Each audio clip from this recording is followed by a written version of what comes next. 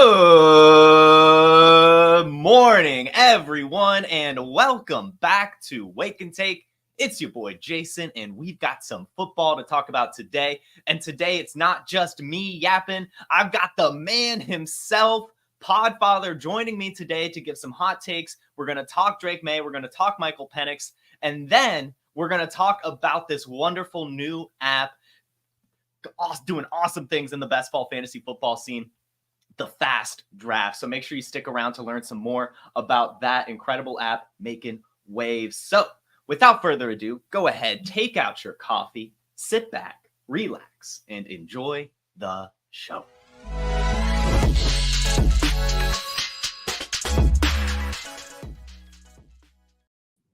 Podfather, how's it going?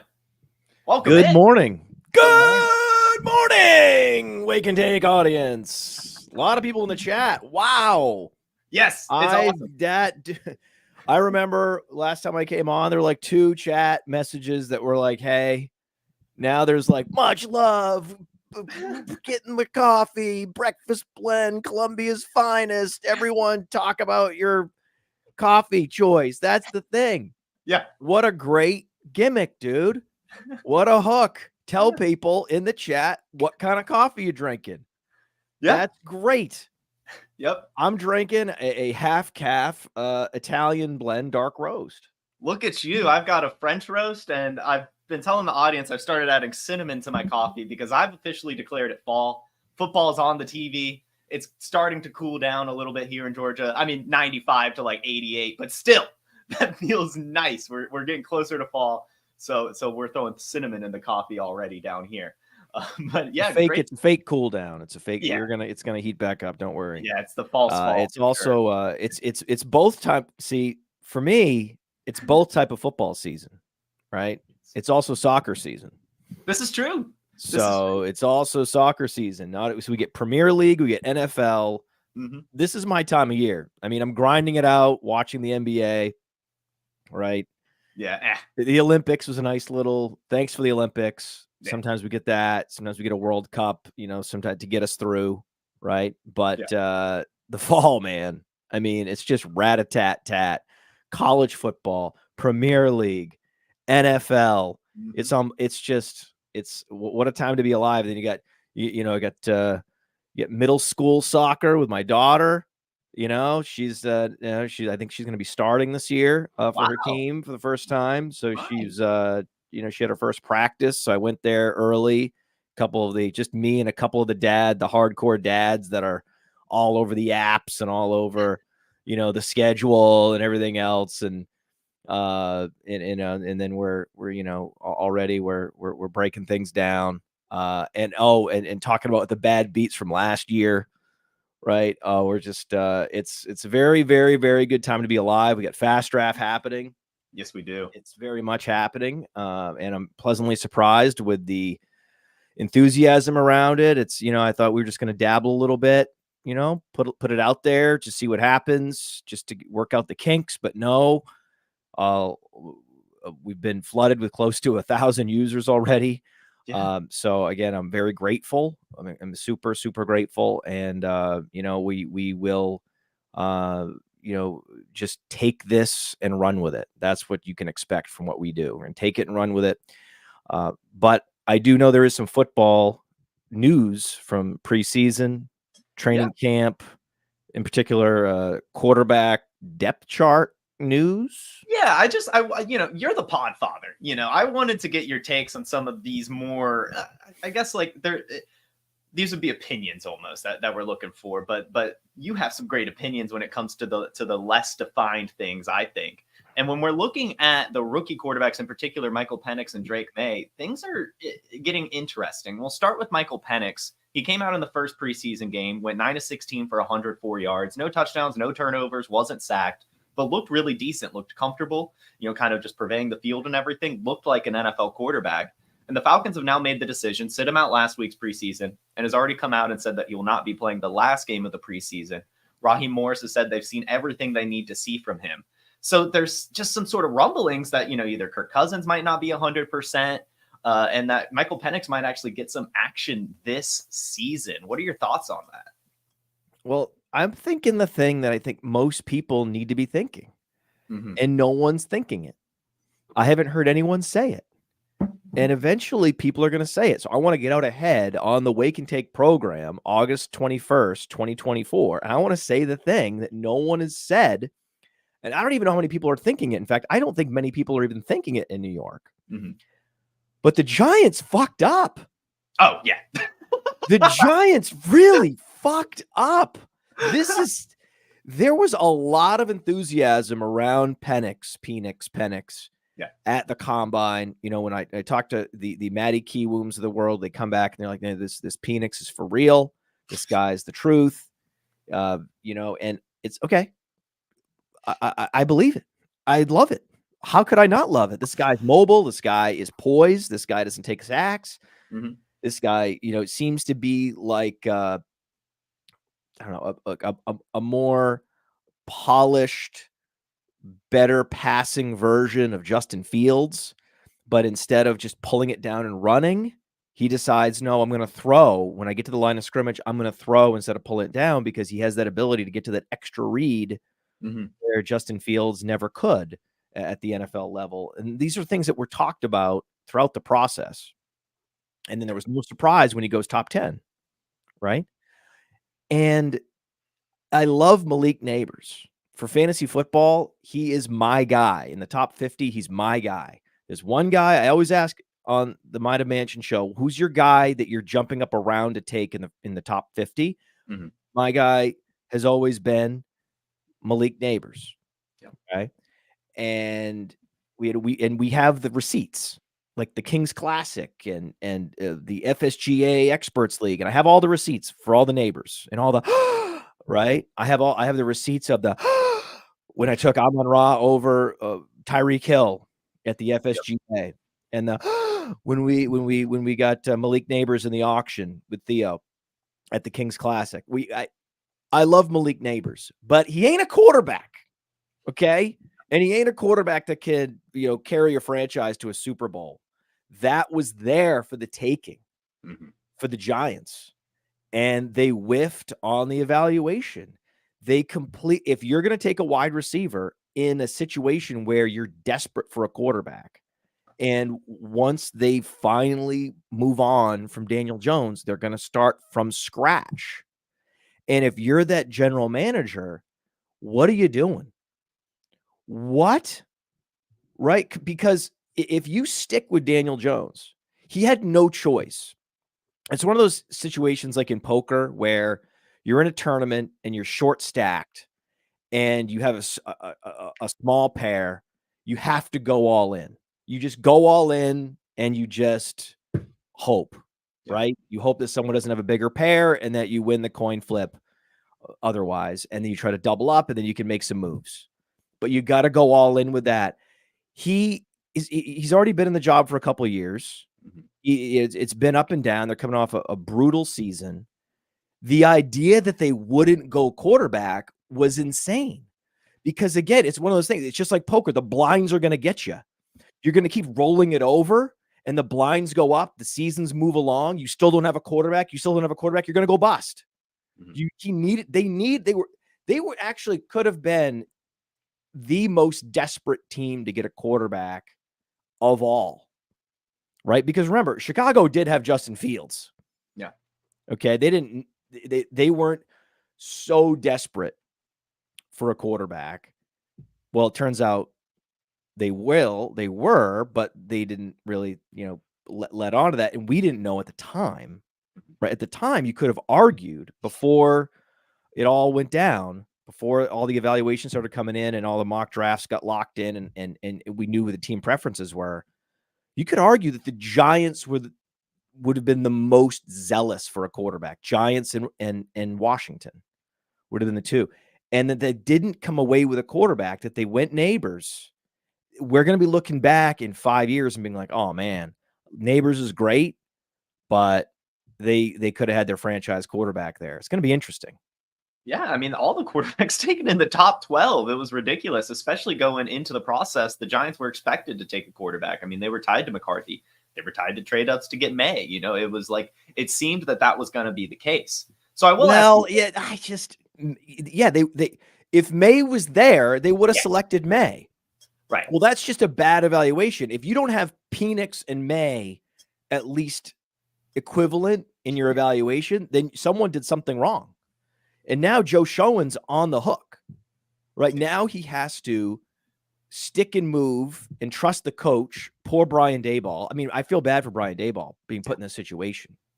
What do you do? Because now Brian Daboll is going to make things happen in a division with Dak and Jalen Hurts, and now Jaden Daniels, because Washington went out and got the quarterback. His GM didn't get him the quarterback. So now he's got to go out there and try to just use flash paper and, twizzle sticks to try to get something going with Daniel Jones. Yeah. And then what's going to happen? Daniel Jones, he's going to have some kind of shoulder injury or something. He's going to miss half the season. It's going to be another lost season. They may win a bunch of games with their defense, not necessarily get a top 5 pick, and then they're going to be right back in purgatory. And then they're going to have worse choices than Penix. It was a great gift that Penix fell out of the top 5. And so much so that the Falcons were like, listen, we just paid Kirk Cousins many millions. Yeah. But we can't say no to this. And this is something that we talk about all the time. The value of the quarterback position is so much higher than any other position that the Mike Lombardi types were quick to go into their podcast and criticize the Falcons when, that should be the chalk move every time, unless you have a Josh Allen or a Patrick Mahomes. If you're half the teams in the league that aren't in love with their quarterback situation, your default mode should be, if there's a franchise level quarterback, we pick him. Yeah. McCarthy's there. Penix is there. We pick him.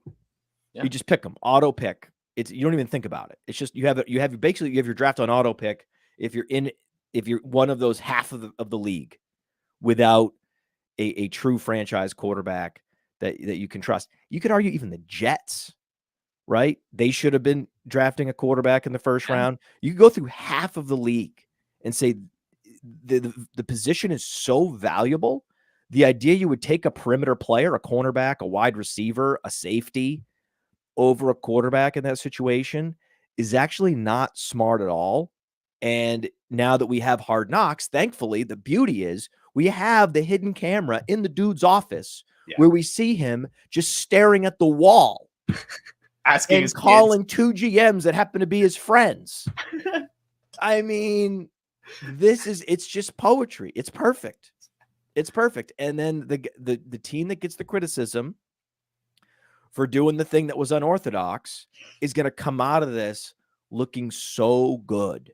The Falcons look so good right now. They're going to roll the NFC South. They're going to win the NFC South by like 3 games. They're going to roll over this division. And then they have their future set up, teed up. It's beautiful what they've set up.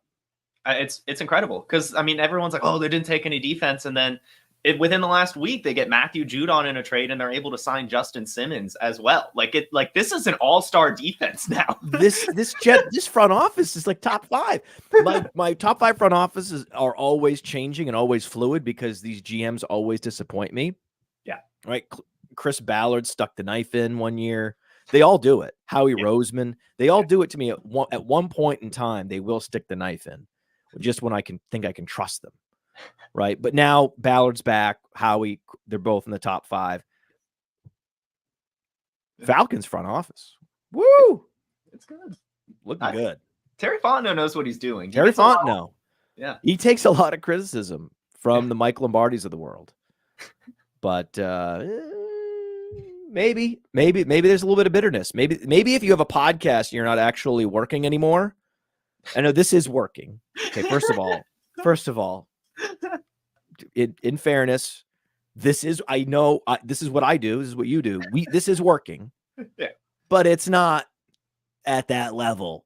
Okay. You're talking, not managing. Right. Okay. When you go from managing to talking, you're in a different class of society. Okay. So maybe that's the reason you're talking now. is that you didn't recognize what was going on in Atlanta. Yeah, definitely. So I'll just ask this bluntly. Do you think that we see Michael Penix starting a game this year? Yes. Oh, most definitely. Guys, it's like, I love the summer, man. It's like so much just memory loss, right? It's like, don't you remember all of the quarterback injuries, the broken thumbs, the shoulders, Tom Brady's torn ACL, right? The high ankle sprains, the broken foot, Matthew Stafford, how many times has he broken his clavicle? Right? What are we what? Matthew Stafford's supposed to retire. Remember, his back was broken. Yeah. Right. Kyler Murray tore his ACL. Then now he's stumbling around, limping around for half the season. Dak has all kinds of different hip and shoulder. He's going to a special coach that specializes in Tommy John surgery. Because, of course, the odds are, remember Tua was going to retire with concussion syndrome. Yeah. Yeah, they're gonna. So, didn't Russell Wilson break a finger? Wasn't it a finger? He lost a month with a broken finger. So there's so many different random quarterback injuries that can happen.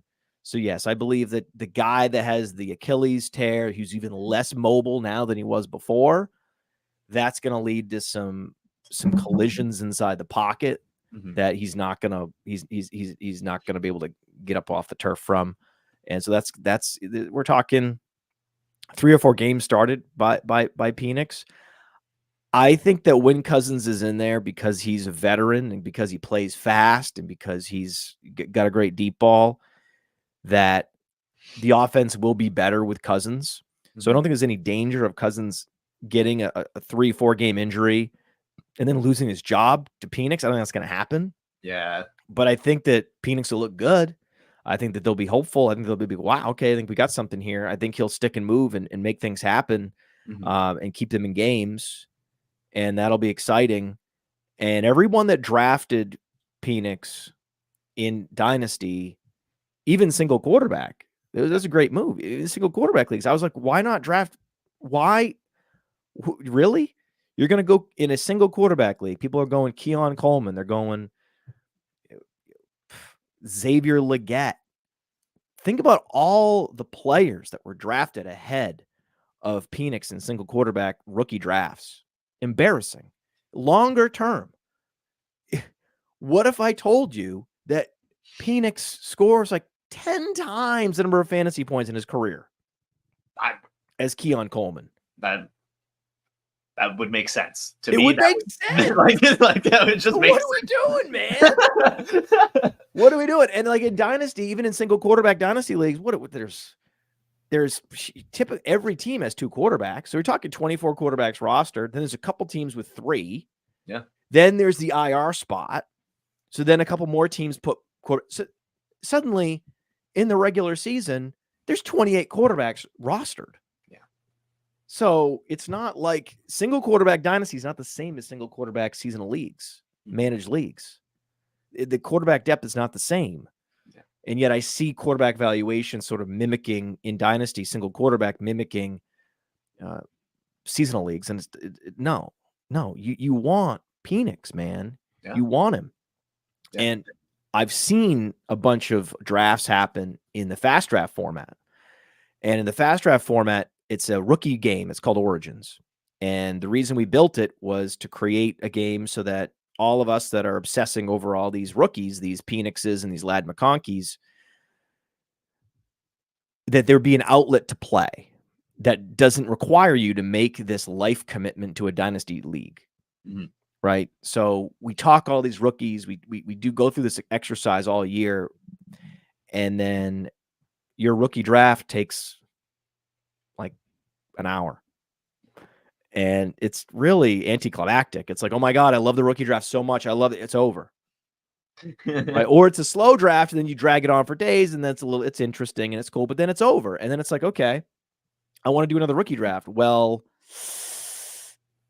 we actually have to join another dynasty league to do another rookie draft. That's a tall order. And the next thing you know, like me, I'm in 20 dynasty leagues and I'm like, this is crazy. And then I have to orphan all these teams because I overcommitted. Why did I overcommit? Because I love the rookie draft so much. So my answer to that was just build a platform where you can just draft rookies constantly all the time on a loop with stakes, right? For money. Yeah. So how do you do that? Well, we did it a format where you draft 6 rookies and then it's best ball. So every week the top 4 scorers enter your lineup. That's it. It was pretty simple. And then at the end, you can update your boosters. So you can say, well, this guy gets a little bit of a captain share. This guy doesn't get the captain share. So we have 4 captain shares out of the 6. A 2x captain, a 1.75x captain, 1.5 and 1.25. We call them boosters. I think boosters is a better name than captains personally. So the nice thing about building a fantasy app, a platform, is that all the terminology and all the things that I always thought were a little not intuitive about just fantasy in general, we had the opportunity to fix. Yeah. We had the opportunity to change. Like, this is what I think these should be called. I don't like the word captain. I'm going to go booster. And this is better. So this is what we did. And now we have this platform where people are drafting on Fast Draft. They're drafting, 60 guys. It's 6 rounds, 10 teams.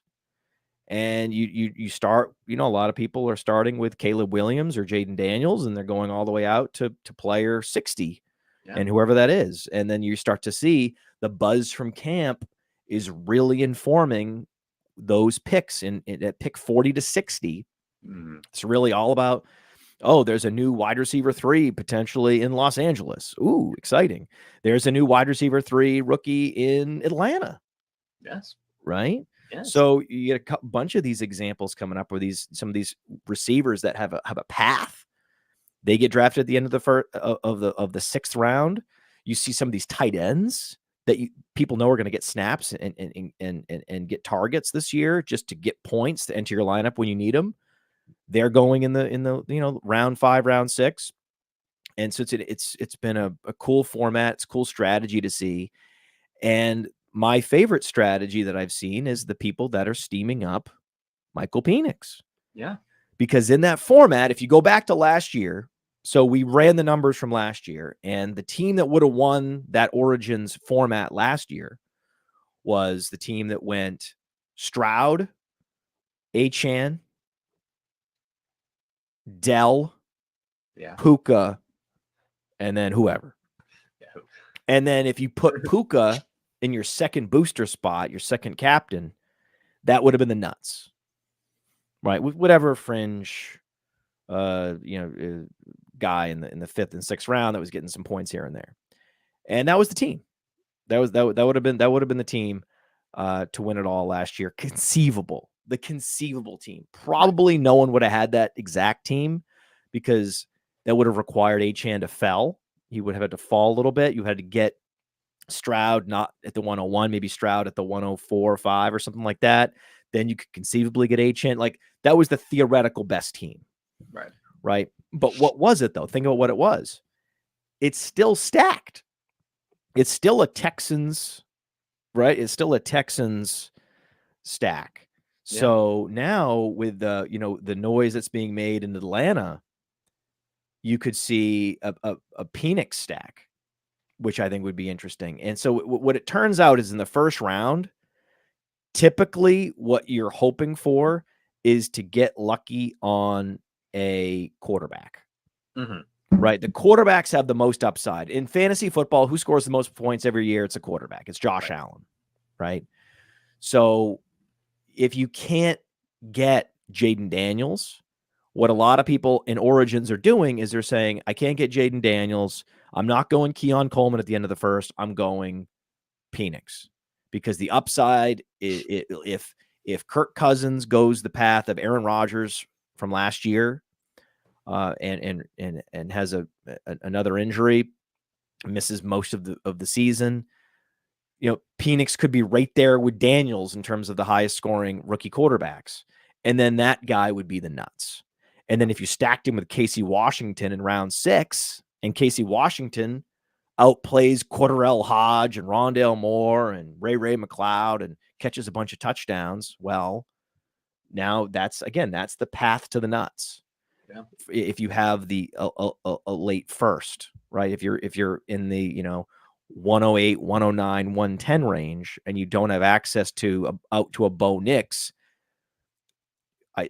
people are really stuck. They're like, do I go McConkey? There's a lot of fantasy points there, or do I go for the complete upside play because it's a tournament? You can draft up to 150 teams. Yeah. You want to get a bunch of Penix. So there's a portfolio that's featured. It's not, somewhere else in the app, or it's not in a third-party app. It's right there on the screen. Actually, your exposure, your how much ownership you have of every player shows next to that player in the draft room. So as you're drafting, you can calibrate your ownership in real time. And, some people have told me, hey, I'm trying to get, for Origins, I'm trying to get 40% Penix. That's my strategy. And basically, if I have a great chance, I really tee myself up to win the whole thing, to win the $5,000 grand prize, if all I need is like the event of a Kirk Cousins. And it doesn't have to be Kirk Cousins like re-injuring his Achilles.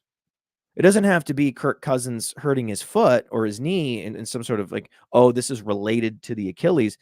He's anything can happen back there. These guys are under attack from, the gladiators of the sports world.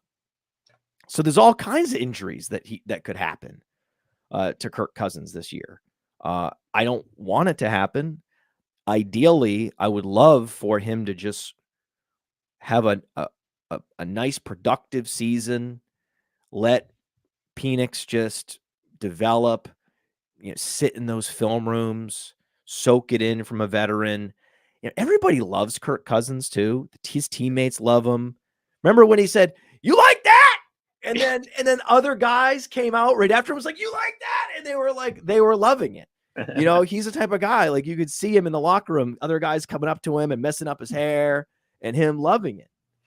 Yeah. And so I really like him and I respect him a lot. Right. He's outspoken. I don't, agree with all of his opinions on things, but that's okay. Right. That's okay. Like, he and Aaron Rodgers are really, they say some things that there's no way you could ever agree with everything they say, because they say some stuff that's really outside the normal operating assumptions of how the world works. And you're like, okay, but I respect the hell out of it that these guys are willing to actually speak their mind and not just robo quarterbacking their way through it. Sure. I respect that. I respect that their teammates respect them. Like, if you earn the respect of defensive backs and DNs around the league, then that's impressive. The coaches love him. And he's able to do it all by extracting the absolute maximum dollars from every NFL franchise he's ever played for, and only playing on teams he wants to play for, and finding a way to basically, jump off one ship that is leaking and about to capsize, and then finding himself on another ship that has an offense that's ready to go nuclear. Yeah. I kind of love, he is a genius. So I respect his business acumen, his confidence to bet on himself. I want him to play great and then sail off into the sunset and let Penix come in and then have this, and then maybe get Arthur Blank a championship. Right. This old man, this old doddering man, when the old doddering man, and I mean, I know he's made mistakes in his life. I'm sure there's scandals out there I don't even know about, right? With all these old men with money, 100% they have scandals. Yeah. But whenever there's an old doddering man out there who's just like, man, it would be nice to get a championship. It's like, hey, let's get him a championship, fella. Let's send him off. That would be good. So that'd be a cool send off. Get Cousins his championship, get Blank his championship. I would love it. I'm getting you can tell every second that goes by, I get more and more bullish about these Falcons. This is your team.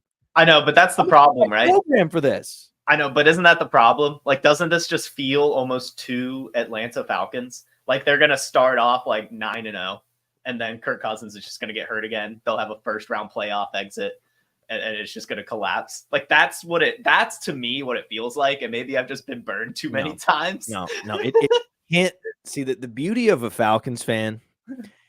Nothing can be worse than 28-3. Yeah, it's pretty bad. That's it's a great gift. Right? It's a great gift. Nothing could be worse. It's just like the Red Sox. Nothing could be worse than Buckner. Right? It couldn't be worse than Game 6.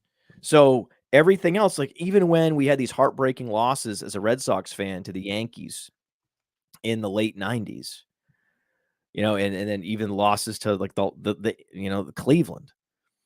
And it was just, but it never felt that the sting wasn't as bad because we had 1986 and it was all easier. It was just like the Cubs, right? Nothing could top Bartman. Yeah. Nothing. So then what happened? They win a championship, right? It's like hey, it can't be that bad, right? So now you got to look at it like this. You've already peaked. The bad luck has peaked. Now you're downhill skiing. I appreciate that. I appreciate that sentiment for sure. Yeah, think about it. All these teams with the bad luck franchises, they've all ended up winning. This is true. I'm trying not to get too excited, but I really am. You heard me talk about how much I'm into Kyle Pitts this year on Might Have Mansion last week. I'm excited about these Falcons. It just almost feels a little too good to be true. But man, it would be nice if all the Falcons got there except Drake London. I have to say that would be interesting. I would enjoy that just because the steam and the projection is so high on him. It's ridiculous. And it's so crazy because he's not a dynamic athlete. He didn't test. He looks like a tight end. I mean, you guys, if you blur your eyes and Pitts and London are in a formation, you're not sure who's who. Which one's the tight end? They're both like 6'5", 240. Like it's not even, that's just not my type of guy, man. He's just not my type. So you could say, oh, well, Garrett Wilson's a projection too. But yeah, Garrett Wilson has Mike Williams. I mean, Garrett, come on. And Garrett Wilson is this dynamic playmaker that I get excited about. I can't get excited about this London. I just can't do it. And then most of it is like, oh, target earning in his rookie year. Such a great target share, targets per route run. But you know who the receivers were his rookie year? Kyle Pitts was hurt. It was no one. It was go check the roster. It was so bad. The other receivers on the Falcons in Drake London's rookie year. So settle down. I'm fading Drake London. Those two guys at the 1-2 turn. It's just so easy to just go AJ Brown, Garrett Wilson, or even dabble with some Jonathan Taylor or some Saquon Barkley. But just the auto fade on Puka that you just can't match what he did last year. Just because hey, we're drafted for this year, not last year. No Puka.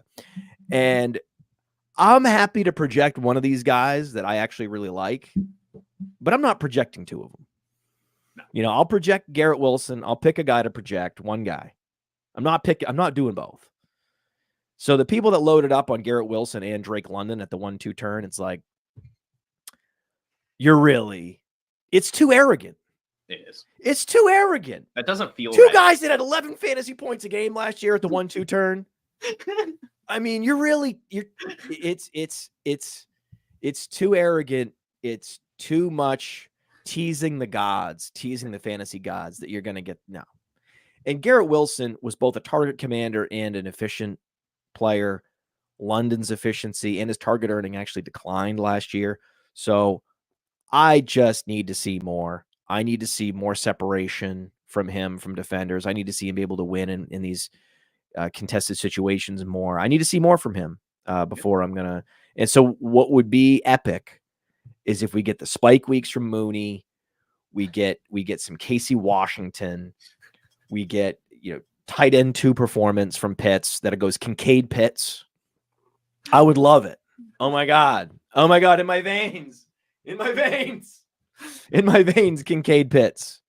1-2. Because I'm fading Laporta also. You know, I'm fading Laporta because it's like I can't.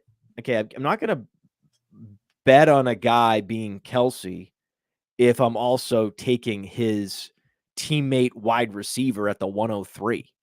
Yeah. What? Yeah. That doesn't even. What? I'm not doing that.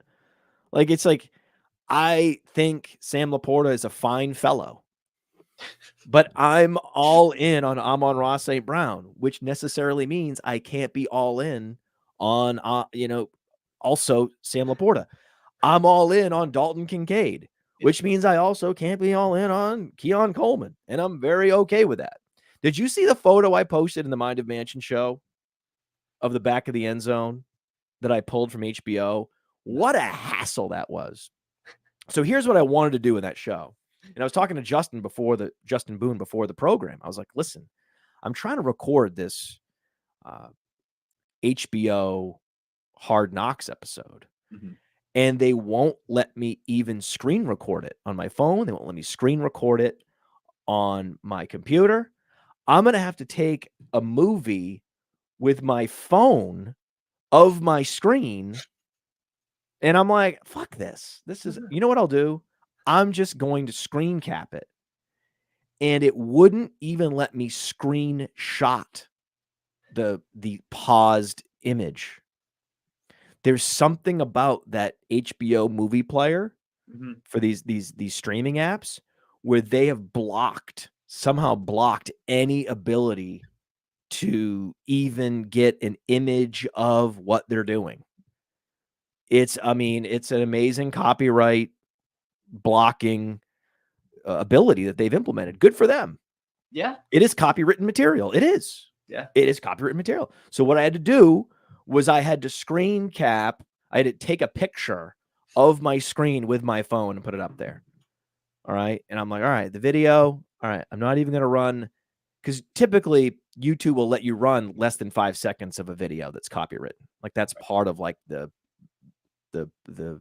understanding with the YouTube guidelines. And you're allowed to just do a quick clip.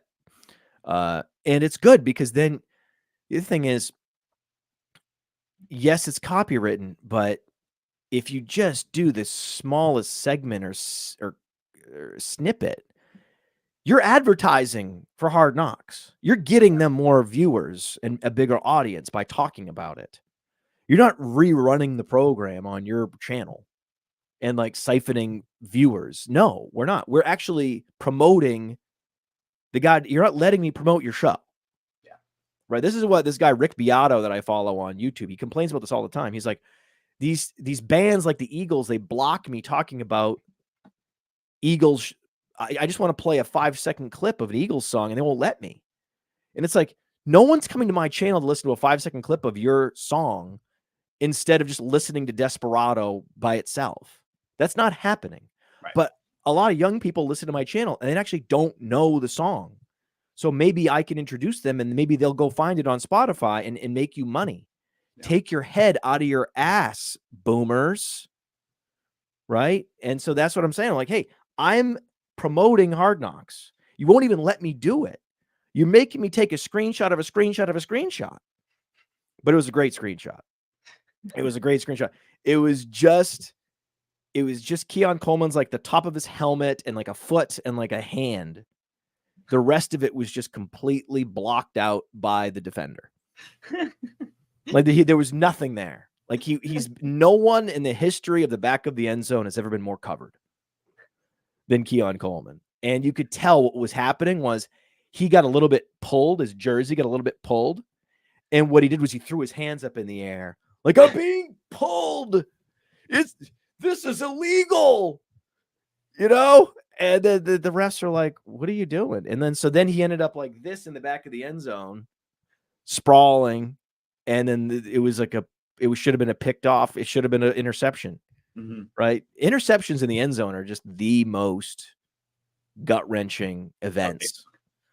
Okay. Right? For an offense. It's just, you can't do it. And so, but he wasn't even in a position because he was going like this. he wasn't in a position to kind of hack it away.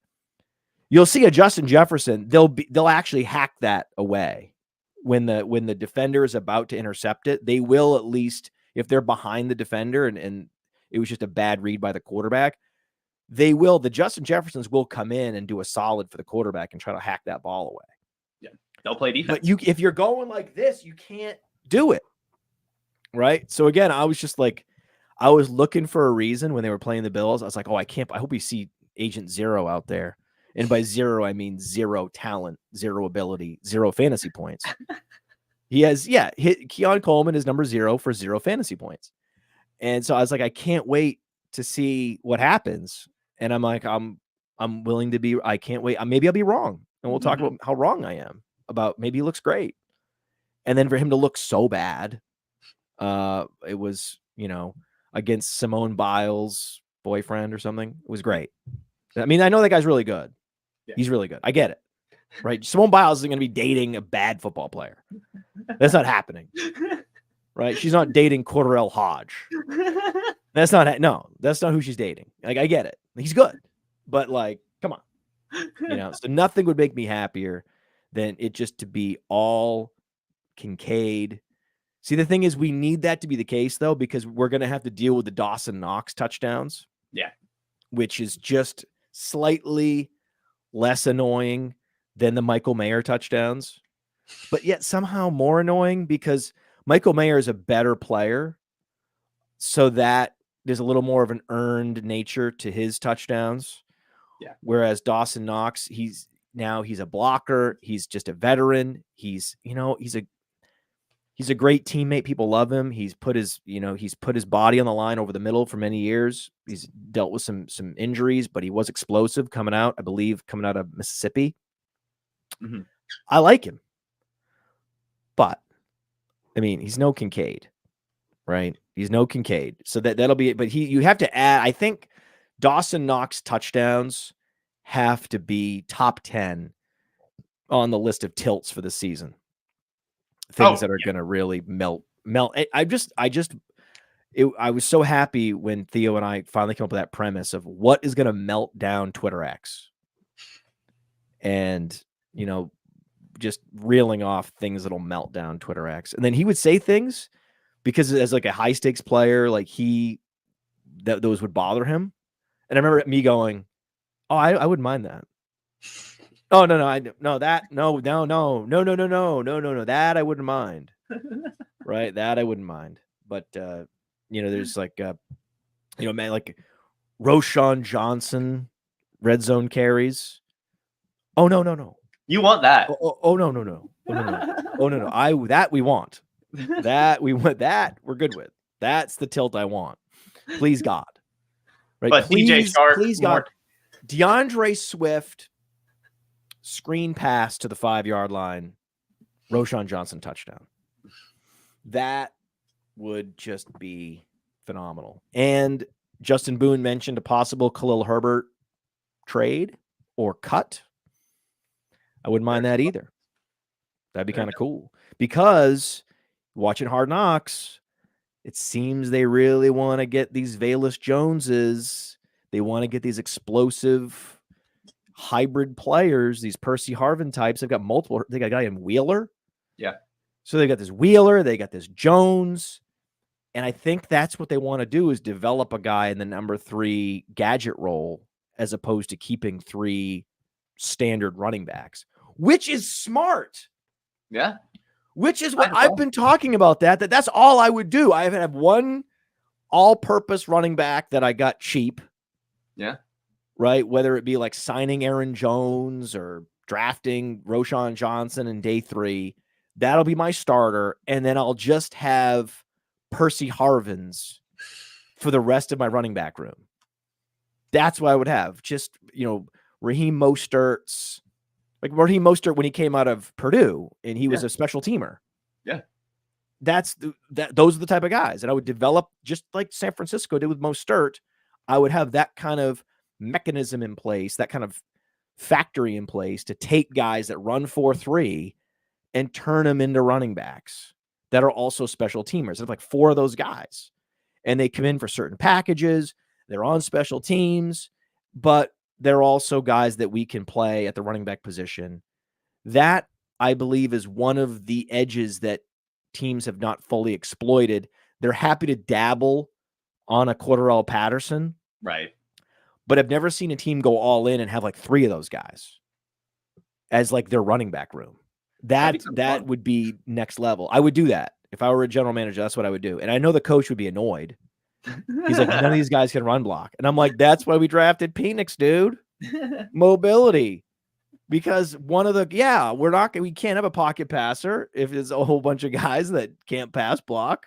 So we have guys that can roll out when they need to. It's fine. We're good. Action. That's why they have Caleb Williams, the Bears. They're just, okay, we'll have Wheeler and Velus Jones, and it's fine because Caleb can just, move around. Yeah, it's nice. It's nice. All right, Matt, I want to talk some more fat strap, but I would like just one hot take. Just give us you've given some few, but just give like one before we move on to some fast strap talk. I feel like I've already given a bunch. Yeah, you've given some. You've given some great ones. I know. I've already given a bunch, and I'm thinking, and your video's going out. I'm back. Your video's glitching. That's fun. That's always fun. That helps sometimes when you're trying to you come up with a hot take out of the blue. How do you pull a hot take out of the blue? My hot take is the second most productive wide receiver for the Packers this year, who is also going to tilt people into oblivion. This is the thing that has to be a top 10 tilt that I'm going to absolutely love. So if we're talking top 10 tilts, okay, that will make me the happiest of all the tilts, that'll make me the happiest. One of them has got to be the Bo Melton spike weeks. Ooh. The Bo Melton spike weeks has to be, because when I just go to Player Profiler and I look at these guys, Bo Melton looks like one of the best prospects. And when he played, he was good. And now he's earned a job. And now it's like there's these 5 guys in this wide receiver room. And Bo Melton's just a better player than Dontavian Wicks. So he just is. He had a better prospect profile. He checks more boxes. There's nothing that Wicks has done that Melton can't do or hasn't shown, like in terms of efficiency or whatever it is. So I think he's a better player than Wicks. He's a better player than Dobbs. And then all you need at that point is for Christian Watson not to play the full season. And suddenly Melton's the number 2 receiver. I think it's going to be Reed and Melton. I think we're going to be looking up and these Love, Reed, Melton stacks with Musgrave. I mean, that's why I think on an underdog, these best ball platforms that really emphasize team structure. Yeah. Because that's what best ball is. Best ball is a team structure, game theory, correlation platform, right? That's what these formats emphasize. It's not as much about the players. It's about, can you configure the teams to align for week 17 and have the maximum correlation to win the whole thing? Yeah. At value. And that's the reason why I'm not even a big Jordan Love fan, but the stacking ability with Jordan Love is so easy. You can backdoor stack him. You can front door stack him. You can go Reed Love. You can go Love, Musgrave, Wicks, and Melton. There's just so much flexibility from a stacking standpoint. Jordan Love really is like that, Queen Jack suited in terms of flexibility on the flop. There's so much that can happen. You can just flop a Broadway. You can do so many things you could do that are just good, right, at value. And then that's why that's the hand you want to play. That's the hand you want to, get in with.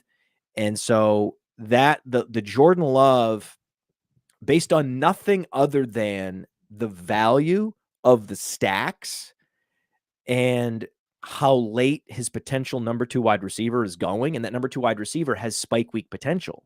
Yeah. He's not a Greg Dortch. See, that's the thing.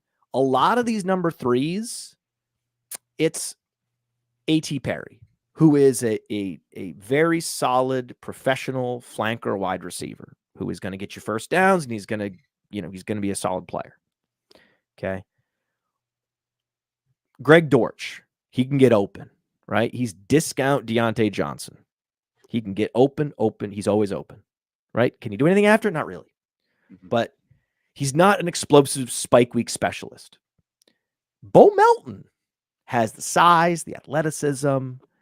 So that is a great gift in the final round of a best ball draft.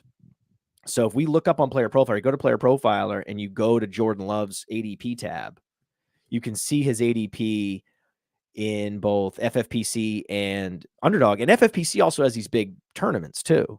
So stacking in the FFPC is very important because it is tournament based. Yes, you can win your league, and then you win your league and you get paid off there, and then you enter the tournament, the Dominator weeks, where it's like, okay, then you're playing the other league champions and people that got in on total points and whatnot.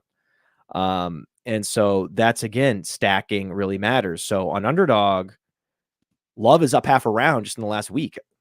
It's interesting. And so he's at slot 93. Very, very good value.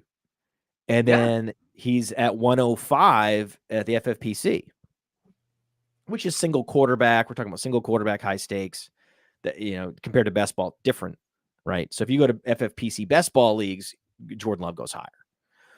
But because you have to draft multiple quarterbacks in those leagues, 2 or 3, whereas in single quarterback, high stakes, you're going to be drafting 1 to 2. Most people do draft 2 though. So he's going at QB 10 FFPC. On Underdog, he's going at QB 9. And that's the thing. See, that's the thing. These are the micro edges where you can see, why does Love go a little earlier in the best ball format? Because he is the best guy to stack. The best. Yeah. And the idea that you can stack him with Musgrave, Wicks, and Melton and feel great about it is kind of cool. And Watson is a spike week. That's all he's been. Watson is a classic best ball receiver. Yeah. Reed is very affordable, given that he is the number 1. Like, he is the number 1 receiver. Like, that to me, it's like, no one knows what's going to happen in this passing game in Green Bay. Well, yeah, we do. Number 1, Reed's the starter. Number 1, he's the starter for sure, and also just the first Reed. He's Reed. He's going at slot 60 on Underdog. That's amazing, right? That is the end of the 5th round. That's exactly what I mean. Perfect. Right? The last pick in the 5th round. That's what you want, man. And he's down 5 picks in the last week. It's great. High stakes. Guess where he's going? At the FFPC, you can get him at pick 83. 83. Wow. Right? 83. Reed and Love pick 83 and 105 respectively at the FFPC. So my hot take is twofold. Jordan Love stacks will win championships and win people millions of dollars. And Bo Melton will be part of that story. That's my hot take. I like it. I'm looking at Bo Melton's page. How did Rutgers have Bo Melton and Isaiah Pacheco on the same team and still suck at football? I don't get it. There's some athletic guys both drafted. Bad offensive line, really bad quarterback play, everything. Awful defense. Fair enough. Why doesn't Greece compete in the gold medal game at the Olympics? Fair enough. You got it. You got me. You got 2 great NBA players. What happened? Oh, the other 3 guys play in Europe. It's a good point. It's a good point. Where France they go like 10 NBA players deep. That's the difference. That is the difference. You're right. That's it. The depth. No one wants to play for Rutgers. The Big Ten's hard enough. You're right. Yeah. Cool. So that's that's the ball game there. So yeah, I think it's interesting with Jaden Reed because On Underdog, he's going at pick 60, and pick 60 is the last player on Fast Draft's Flex 4 game. This is true. So the Fast Draft Flex 4 game is interesting in that, the final round, it's all about finding a guy that's underowned. That's what that's what people are telling me anyway. So because I've been, talking to, strategists. Like there's a lot of hardcore grinders that have already picked up the game and already started developing strategy. Right. Some of the best high stakes players, some best ball grinders are already on it and are talking to me about what they're in my DMs like, hey, this is what I'm doing. And I'm like, oh, great, cool. Post it on Twitter. Tell people what you're doing. Like, no. So in Origins, the rookie game, it's just about getting points in the 5th and 6th round. Just get a guy, get a tight end, get a guy that's going to make the roster, going to get targets, maybe get some carries. So guy with a path to carries, guy with a path to targets. And a lot of times that's like a tight end, Theo Johnson, Eric All, one of those guys. Not like a big spike week guy, but a guy that is going to fill in on bye weeks and in weeks where, some of your other rookies don't perform at all. That's the purpose of like the 5th, 6th round picks in the Origins format. And the other thing is, we did Origins because I was looking at Player Profiler, and I remember last year, Tank Dell was near the top of the search traffic. Nico Collins was nowhere to be found. And that's because one guy's a rookie, one guy's not. One guy is all this unknown. The other guy is kind of a stale commodity. Yet Nico Collins, they had similar fantasy points last year. But people are super eager to talk rookies, draft rookies. And so reverse engineer a format that lets people just do rookie drafts with stakes on a constant loop. And because that's what they want to be doing. Right. So that's, for the people. Well, as it turns out, this was Billy's idea. He's like, well, this format would also be great if we just did all flex, no quarterbacks. Right. And that's where, Fast Draft is a very unique platform, and it's nothing like anything else. Oh, you're competing with this. We're not competing with anything. It's something totally unique. Best ball up to this point had been all about team building and team structure.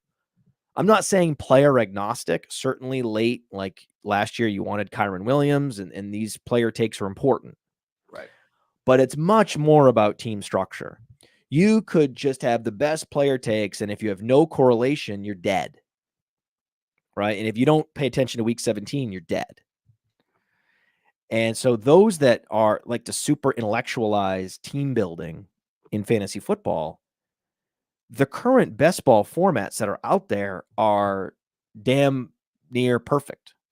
And why it was so heartbreaking for me when Connecticut essentially said, hey, if you're not on DraftKings, you can't play.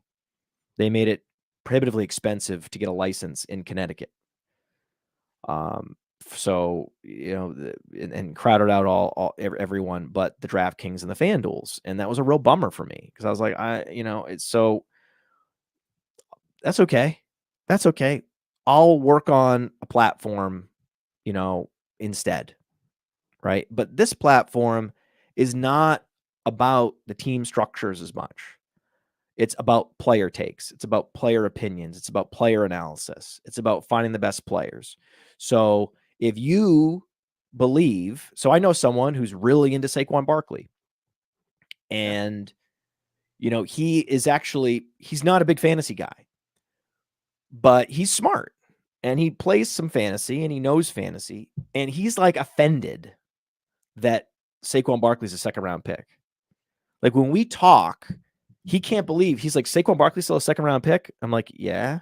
He's like, idiots. Like he just doesn't get it. He's like, people are morons. This guy was a 101 overall pick when he was on the Giants with nobody. Now you're putting him on a dream team and he's a 2nd rounder. He's like, fantasy people are dumb. And he's like, if I was playing your game, I would just take Saquon every time, unless if I didn't get McCaffrey.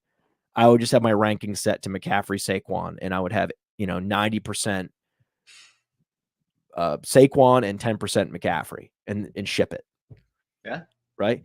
And he doesn't much care about the later round picks.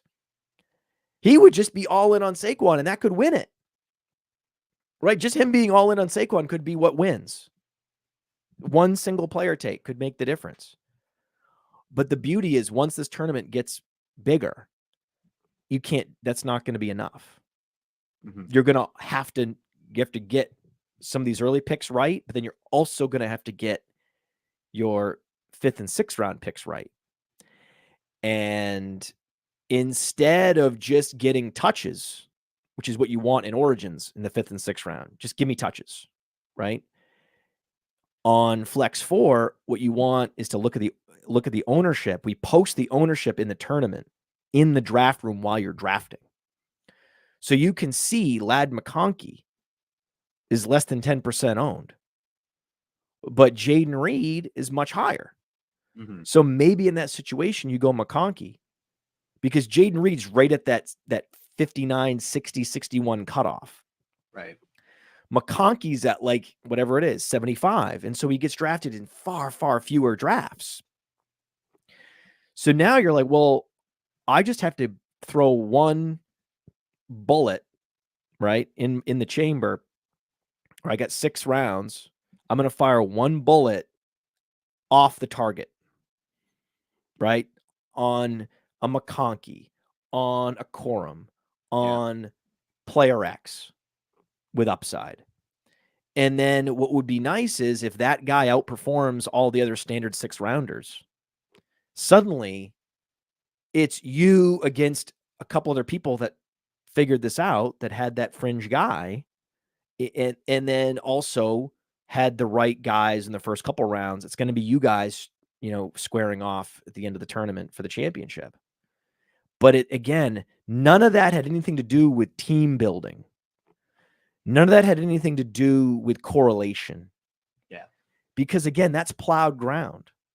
Correlation drafting is already solved for in fantasy football.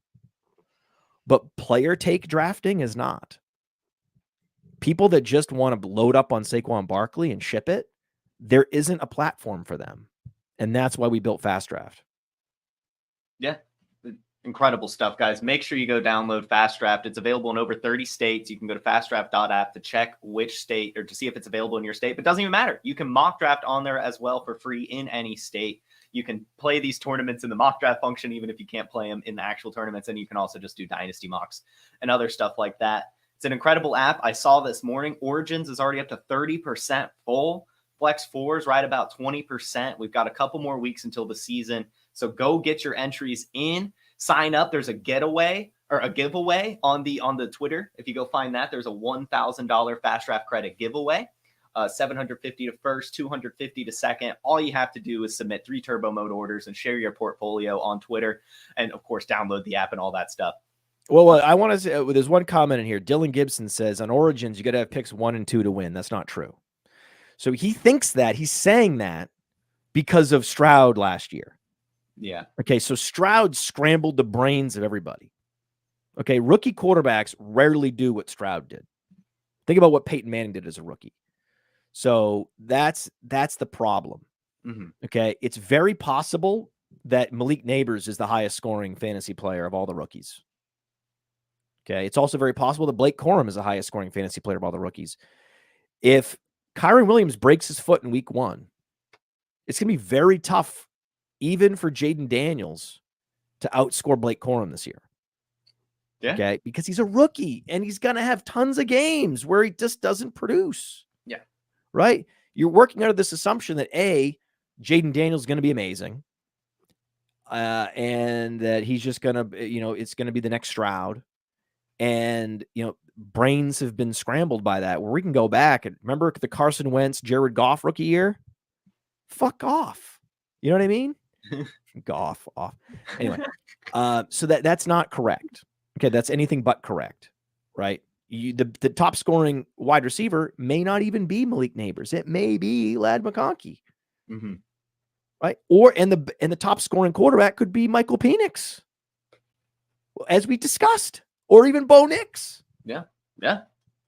Right. So yeah, that's not true at all. And there's the third round So reversal. I just want to make that very clear. Sometimes it gets that way. There is third round reversal. Right. So we do recognize the 101 as an advantage. Right. When structuring the game. So that's in particular for Flex 4, that's a big deal because, okay, someone gets McCaffrey, that's an advantage, but okay, you have the 110, you have the 111, and you have the 301. That's big. Right. So that's, 110, 201, 301. That's pretty amazing. It is. There's so many ways to win fast draft. I can't wait. Like 3 picks in the top 21. Yeah. Right. So if you're the last pick, so if you and the thing is, the beauty is there, you can go with 2 guys that were the first overall picks in the last few years. You can start. I've seen people start Jonathan Taylor, Saquon Barkley, and you actually have so you're getting 2 101s plus you have pick 21. So yeah, that format in particular, I think has done is highly calibrated to even the playing field with the pick order. Yeah. Go get fast draft, everyone. Matt, thank you so much for joining me.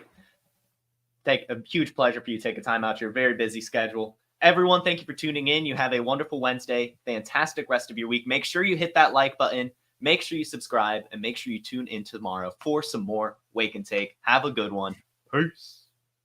From the Podfather to you, I deeply appreciate you tuning in. And many ask, what can I do? What can I do to help support the host, the research they do, the production costs? Go to PlayerProfiler.com. Dynasty Deluxe, World Famous Draft Kit, Rankings, DFS Dominator, and of course, data analysis. Subscribe to any one of those, and you support all of us and take Player Profiler to the moon.